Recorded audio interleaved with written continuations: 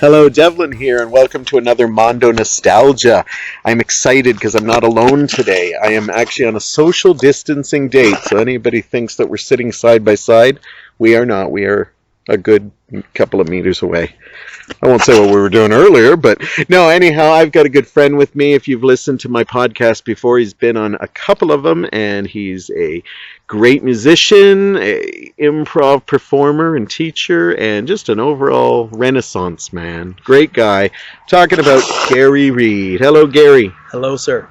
Yes, if you hear stuff in the background, we're actually outdoors, because that's where you're supposed to go when you social distance, apparently. I thought I'd talk to Gary about growing up. We were both teens in the 80s, right? Mm-hmm. And, I thought Mondo Nostalgia is about, going back, remembering stuff like that. So let's just talk a little bit about summer breaks during when we were teens. Because we should start with, we actually got like 3 full months off, didn't we? Do you remember that?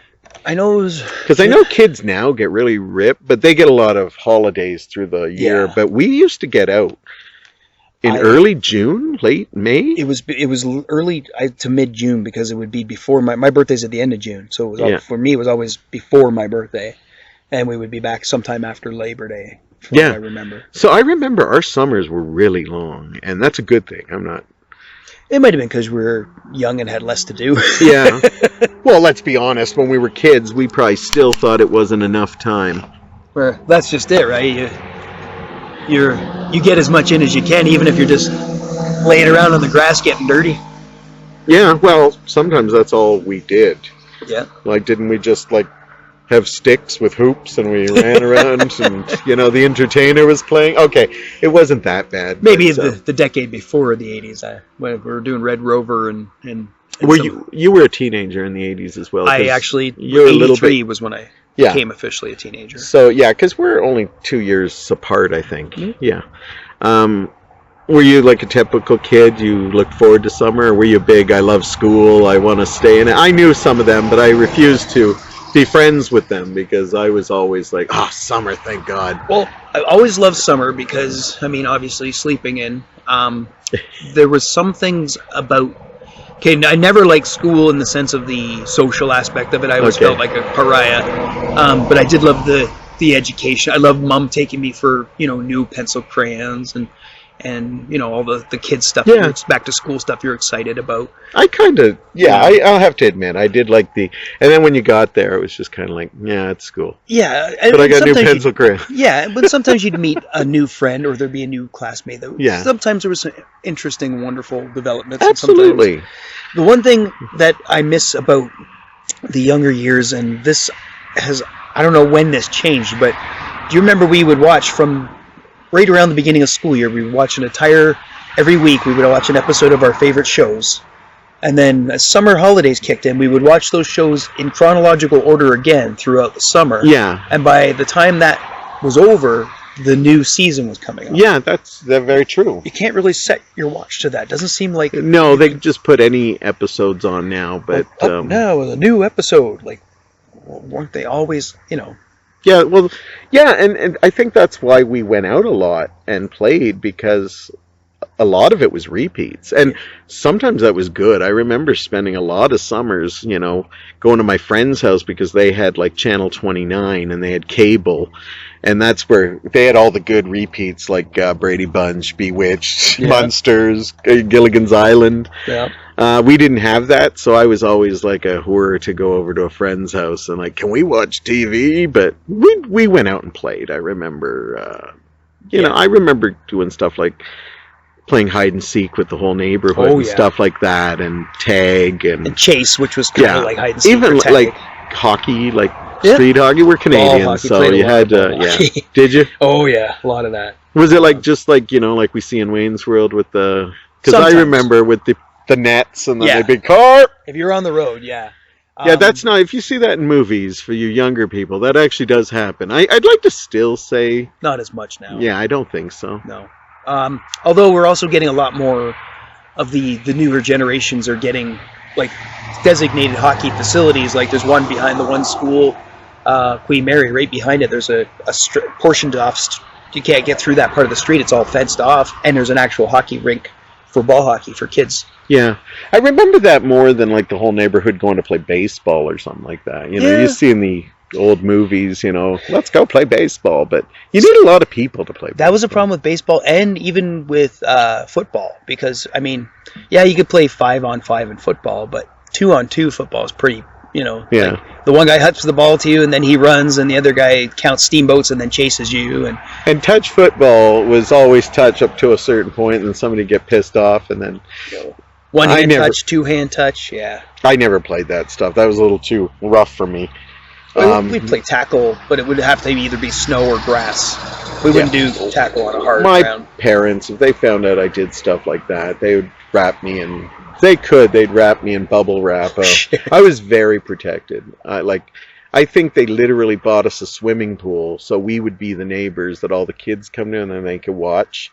Because it blows my mind, because my parents weren't really rich, but we were like the only neighbors that had a above ground. Ooh, cicadas! John Cicada's coming up for you right now. Anyhow, we were. Years to hear you sing. They actually bought a swimming pool, and it blows my mind when I look back at it now, because they weren't extravagant people, but we were the neighbors that people came to, and we'd have the pool, and there'd always be that one kid, and I think about it, and holy shit, I was that kid, you know. So.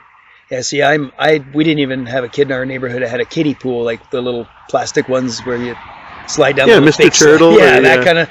Oh, you didn't even have that that in our hood. How about we had Kiwanis a block and a half up the road, but that was full of some pretty sketchy people. So. Did you go there? Did they have a pool? Yeah, when it was hot days, and my cousins would go with me and stuff. But for the most part, not a huge fan of going to places by myself, especially when it's not the friendliest environments. You're talking about your parents keeping you safe and you guys having a pool. I remember most of my teen years, especially the earlier parts of and whatnot, when my parents would just go out and play. They would just tell me to go out. Well, I'm sorry, that's not a lot of direction you're providing me. Go out and play.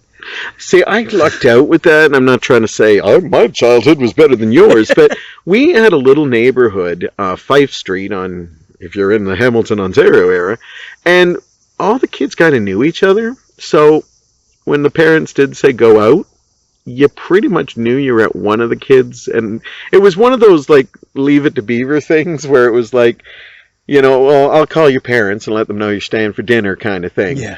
And then we always knew that when the street lights came on, we had to be home. Time to go home. Yeah. Unless you, like, had a parent calling you saying he's going to stay and watch a movie with us or something, but that was even VHS was just starting then, so we would just be watching some, old TV show Super or something. Yeah, Super Channel. I like bringing up Super Channel sometimes. Yeah. My dad had a whistle that was so loud that if I was playing down around the other side of the block or whatever, I could still hear him whistling. And he'd whistle for you guys to count? It was.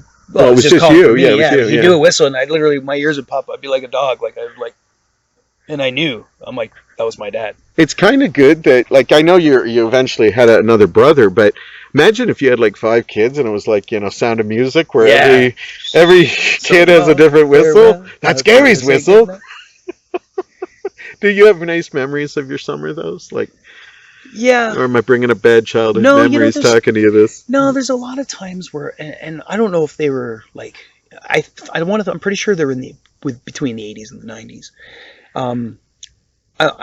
There's a lot of times I went places and I'm like, I have no clue where this is. And if I went there... With your family? Yeah. Okay. If I went there right now, I'd be like, I feel like deja vu. Like, I feel like I've been here before. Like a park or a campground? Yeah, so many different, like member conservation area, like places where I may have gone over the years. And then, like, there's times where I'll drive down a road and I'll see an old farmhouse and I'm like, it feels like my dad's taken me here before as a kid. Nice. Just weird. But they never really told you. They just that's the thing. That's the thing, right? There was. Well, yeah. Well, I remember, like, I have memories of us going to Marineland and African Lion Safari, but it was like only when we had relatives in town. Like, if we had like people coming from Germany who are related to my mother, it was like, oh, we got to show them around. And it's like, the people from Germany thought, oh, they must come here all the time. And it's like, yeah, we're only going here I can honestly say because we went. funniest memory of my teen years was at African Lion Safari with my father. My brother was still a baby, so it would have been probably the year of 83, because I don't think he was a year old. And he was in the car with my mom in the air-conditioned car behind us. Okay. And I'm in my dad's big old, Meteor or whatever, big giant car. So we pull into the African Lion Safari where, how the animals jump on your things and stuff. And at one point, there's a big giant black bear walking towards me, and I start rolling the window down and going, hey, buddy. And my dad goes, hey, roll the window up. Gives me a little bit of a yell. I'm like, oh, okay. Because it was just kind of sauntering over, right? And obviously, I wasn't going to stick my hand out or pet it. I just wanted to see it closer. But I get my dad being nervous, right? These things are... Yeah. So here's where the funny part goes. My family and the rest of them in the car behind us are, slowly close behind us, following. And we get to the ostriches. And this is where my father decides to roll the window down. And he thinks, hey, buddy. And this big, giant ostrich walking up to him with these big eyes blinking, looking at him, head side to side. And all of a sudden it just goes, wham! And bites my dad. And my dad goes, oh! Wow. Where did it bite him? On the like shoulder? The shoulder or the chest. But not like there was no blood. Very drawn, but it was aggressive, like being pinched hard like that. My dad's going, oh! And as soon as it attacked my dad, because I didn't see it coming, I howled. Yeah. I'm in hysterics. My mom says she could see me kicking and wailing in the front seat of the car. Awesome. I was almost on the floor of the car because I was such hysterics. And he's got a popcorn cup. He's trying to catch the beak. He's going, roll the window up, roll the window. The thing's walking beside us going, it's continuing. Nice. My only story I remember from the safari is Rockton. It's still there, right? Yep. Yeah. But I remember they asked if, we wanted to take our own car because they warn you, like, they will fuck up the car. They will. Yeah. And we were in this huge green Dodge my dad used to drive, I believe. And I think it was a Dodge. And I remember that we got to the monkey place, and the monkeys just were all over the car, and all these baboons all over. And I remember as we were driving through the rest of it, people were like looking at our car and laughing and stuff, and we didn't know what it was. And when we got out, big pile of monkey dung right on the top of the car, like just took a dump right on our car. And then another time I actually remember is I went on the bus tour with my mom, and it was just me and my mom. And I remember we went on the bus tour. The whole bus was filled, and we were on one side. And it was a hot day. And I'll tell you right now, don't go to African Lion Safari on a hot day because they all hide. They all lay in the shade. They're tired. They don't want to see anything. So we didn't see anything. So at one point, my mother saw baby tigers or lions or whatever they had. And she's like, fuck, baby lions and stuff. And the whole bus comes to our side because nobody's seen animals. And then I look and I go, Mom, that's meat. Like just red meat. I don't know why she thought it was newborn lions, but I go, no, that's just the meat they chuck out for the lions. So it was kind of embarrassing, but, But, that's what families are for, to embarrass you. And I was at that age where I'm like, I don't know this woman, but, But, it's kind of fun, those family vacations. And we didn't have many of them. No. So, yeah. Did you guys ever go anywhere, like, summer vacations? Like when I went camping, I went with a family. They had campgrounds. And I remember actually traveling with them for about a week. And the sad thing was, I think I became homesick as about, 20 minutes into the ride. Right. But then you start having fun, and you kind of get over the homesickness and think, oh, I'm having a good time. But when you're driving that far, because I think it was far for me. I think it was, I want to say near Timmins we wound up. Where's the Big Nickel?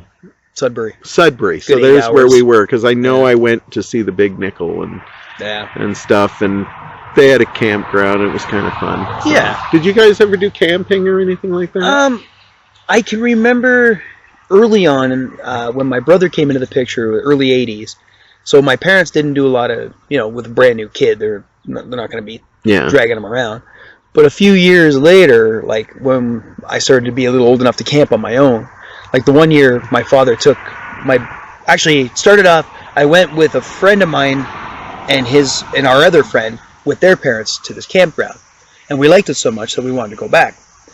So we bugged my dad, and then the following week we went back. And then I liked it so much that I went back one more week, like weekend. Nice. But this time I brought another friend of mine with me. So the camping thing it was kind of the closest thing to me going on a grown-up adventures and to some degree on my own, right? Because it wasn't like I was well prepared. I mean, I think I had packs of hot dogs and how I survived those weekends was probably so this was roughing it. This is to some degree, right? Was it a tent or just a sleeping we stayed bag? in a tent. Yeah, okay. When my father came with us the one time, he slept in his car. Because I remember we were all, underage drinking and up to no good with girls and walking around. We walked past my dad's car at one point, and I look in, and my dad kind of jumps up and looks one of these half-asleep things, and I scurry off. But one of the highlights, he had one of these tractor tube tires. It was like, it's bigger than my car. Okay. It's probably from that end of the table to this end. Like, it was probably the hole itself inside was probably 4 feet across. Nice. And we could fit like 8 people sitting on it. And we took that to the camping. My dad gave it to me, filled it up. And we took that out into Lake Erie, and we were like the guys, right? Because we brought the coolest thing, right? No, that's cool. I remember when I went with this family up to Sudbury, I guess. I always remember they had before they got into camping and they got a really great trailer, they had one of those canvas ones that you put in your car and then you build it, and then they got 2 beds in it. Oh yeah. One of those, like a pop-up trailer. Yeah, pop-up trailer. And I remember being a kid and they'd always say, "Don't touch it when it rains." Do you remember with the canvas? I've heard that, yeah. Because they said, "Now don't touch, if it starts raining, don't touch the sides because you'd hit it and it'll cause a leak." And I remember whenever it rained, you'd be sitting there and just being, "Is that true?" You'd want to, and I never did it because I was too terrified, but you always were like, "Don't tell me shit like that," because I'd be like, and I'm sure it would happen, but I was too scared that they would like leave me in Sudbury or something like that. Yeah, that's Did you do a lot of like 80's movies during the summer? Like, did you go to the theater a lot? Drive-ins, regular theaters? See, as I started to get more girlfriend time, right? Like, I had a girlfriend for a good chunk of the 80's. And we'd see a lot of 80's movies. Some of your typicals. Back to the Future, stuff like that, Top Gun. You know what's funny is there's a lot of movies that I didn't see in the theater that are, like, iconic. Yeah. Like I never saw Breakfast Club in the theater. Okay. Or The Big Chill, or like some of these movies. I know The Big Chill, the music's not 80s centric, but the movie itself, still a good movie. It was still a big movie in the 80s. Yeah. So I mean, probably the Star Wars franchise and the Indiana Jones franchise. Yeah, they were huge summer movies and stuff. Yeah. And they're so like part of my childhood to some degree, right? Did you, when you started driving, did you go to the drive-in? Yeah. Was that a date? Like, because that must be like I never did the drive-in as a date thing. It was always, with your family or your brother or anything. But the family thing. I know a lot of dates. I could imagine it was like just the heyday for, getting alone time. See, that's the reason I went to the drive-in, because my brother wanted to take his girlfriend, but my parents were like, "You're taking your little brother." Yeah. So she'd bring her brother and me. That's how we became good friends. I remember Brian and I were always the only way you're going to that drive-in is if you have kid brothers with you. And we were like 7 years younger, so they're not. I still think they got up to stuff because they always put us in the front, and then we'd be like, "Why is the windows getting foggy?" and stuff. So it's kind of embarrassing, but I think they may have been doing something. Yeah. It's okay if they're a little embarrassed hearing this. I can tell the story. It's funny because you could always tell if it was a movie I wanted to see because we sat near the front. And if it wasn't a movie I really gave that much of a crap, but we sat at the very back, and that was the fucking row, right? Like everybody was doing all the shagging in the back. Yeah. And it's funny that the drive-ins have pretty much become a family thing, because back in the 60s and 70s, that was all just hotbed of young lust. Absolutely. Well, I know we're talking about the summer, but I used to love that one of the drive-ins here in Hamilton, I can't remember which one. I want to say it was the Hamilton Drive-In. Used to be open all year round, and they actually showed pornos in the winter. And you could buy your little heater, and I never went to them, but wow. Yeah, they had it, and people would go and watch porno with your What a weird place to watch a porno. Yeah, no doubt. Like, even imagine, like some drive-ins you can see from the highway. Yeah, yeah. So Or imagine just you're off a road. driving and all of a sudden you're just, what the hell did I just see? Of course, it's probably not the porno you see nowadays, hardcore porn, like, you know. Well, there's so much hair. Like, when we were, well, I didn't see much. As a young guy pursuing porn, trying to find porn as a young guy, I found there was very, very huge difference in between the okay porn, which was like literally you just see the woman's head moving back and forth, and the guy tilting his head back. Yeah, it's like so there's absolutely nothing erotic about this at all. Yeah. It looks like a big pile of gross hair. But then when you say that, though, do you remember like when you'd see a movie like, you know, like like a slasher film or something that had like you saw boobs in it or something, and then you're thinking, I remember seeing like all the nudity in that, and then when you rewatch it as a kid, you're like, oh, that wasn't as much as I thought. It's just like one scene with tits. Right. And you mentioned Super Channel. I remember in the summer, you'd always stay up late and you'd try to catch those movies like Heavy Metal or Blue Lagoon or something. Jesus. Blue Lagoon's so bad. Yeah. If you hear backstories about it, it's real bad. But remember those movies? Like we'd all be trying to watch those, like Porky's. Heavy Metal was the best for that. And all those teen jiggle flicks like Last American Virgin and Police Academy. Yeah. There's a lot of sexy things in Police Academy. Police Academy I saw in the theater. Yeah. And actually I remember the scene where the pranky pulls and the main officer doing the speech, he's getting a blowjob while he's... Yes. And to me, I'm like, as a kid, I'm like, I think I found it erotic. Like, I mean, to me, there's something odd about that. And then they cut to the end of the movie, or, you know, when she does it, goes to do it to him. And like, there's just these sexually open things that go on in them. Nowadays, it's just like, you know, like for instance, Mahoney walks up and says, "Let me see those legs." Yeah. And it's like, whoa, that's grounds for dismissal. I know. And is it sad that I like to go back to those movies because it brings a simpler time? But like, I know what you're saying. You watch a movie like Revenge of the Nerds, and that's heavy duty, very heavy duty to watch now. But back then, we just took it as that's what it is. And now there's like scenes in it that are like, wow. You know, I'd show that to a younger person. They'd be like, "This is like I remember showing Damien Tom Cruise's All the Right Moves, and there's a really explicit love scene between Tom Cruise and Leah Thompson, and Damien's like, I can't believe you guys got to see this stuff in theaters because you wouldn't see that in a teen, like a movie that's focused to teens. Yeah, Youngblood had a pretty gratuitous sex scene in it too. Yeah, absolutely, and we just, you know, even like I watched Porky's recently with Damien, and it's got a little bit of heart in it, but the sexuality in it is unbelievable. Like, you know what's funny is a lot of these movies we're talking about, the best parts aren't the sex. Like, I could have watched that whole Lassie scene, and just when she jumped into his arms, they could have cut away. Yeah, and would have been just as funny. Yeah, because it was the laughing of the other teacher who was laughing. Yeah. Like, there was all these little things that were going on that made it funny. The gratuitousness, I think that's just over years we've been there, done that. The shower scene was always famous, but the thing I found funny was when Ballbreaker grabs his dick. No, when she says that she wants to get a police sketch artist and the guys in the back are all losing it.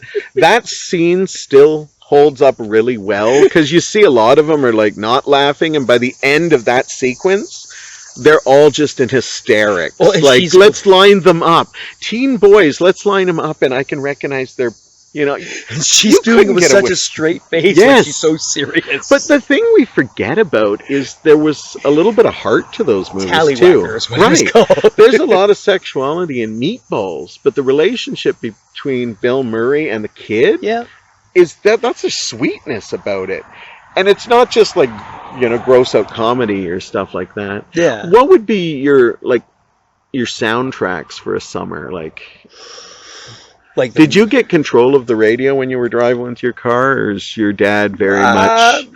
No, my dad was a kind of a Q107 classic rock guy. I mean, but was he like, don't touch that?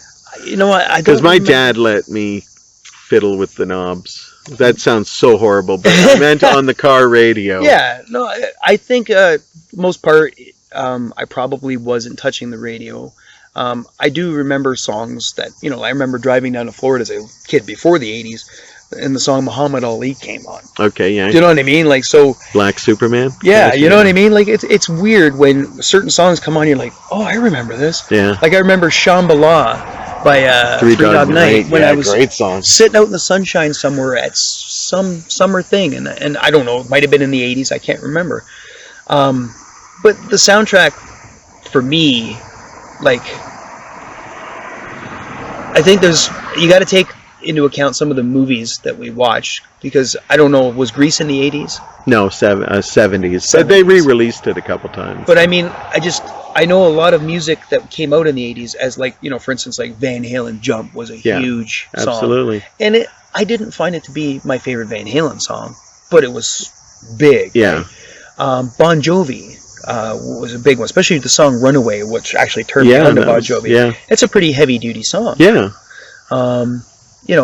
Stuff like that. But songs that take you back. Like Eye of the Tiger, that would take me back. You know what I mean? Yeah. Like, there's certain ones like you think of the 80s when you hear them. Yeah, stuff like Walking on Sunshine for me, Summer of '69.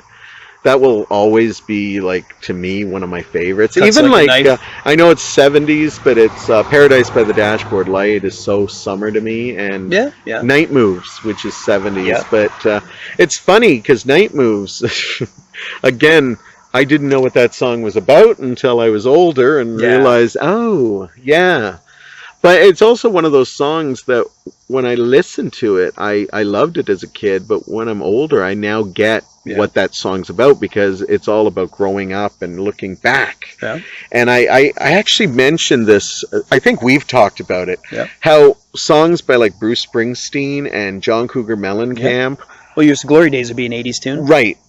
When I was young, they were fun pop songs, but I didn't realize at the time they were about reminiscing about the past. Yeah. And now that I'm an old guy, I look at Jack and Diane or Glory Days as in, oh, thanks, I understand what that's about now. I'm getting old and remember those times. Like, Jack and Diane, I'm singing along to it, but I never got the whole term. Remember, what's the line where...